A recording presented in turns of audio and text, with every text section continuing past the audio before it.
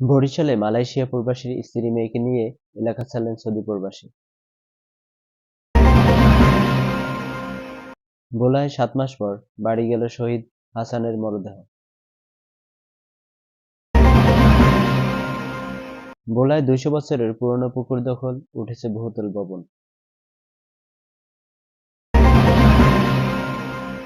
আমির হোসেন আমর ব্যক্তিগত সহকারী কালাম গ্রেফতার।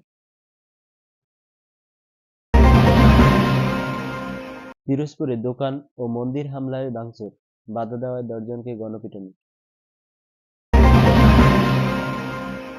দলের নাম ভাঙিয়ে নলছিটিতে ছাত্রদল আহ্বায়ক রনির বেপরোয়া চাঁদাবাজি। পটুয়াখালীতে চাচার লাঠির আঘাতে ভাতিজা নিহত। বরিশাল বিশ্ববিদ্যালয়ে আন্দোলনরতদের শিবির ত্যাগ, সমন্বয়ককে মারধর।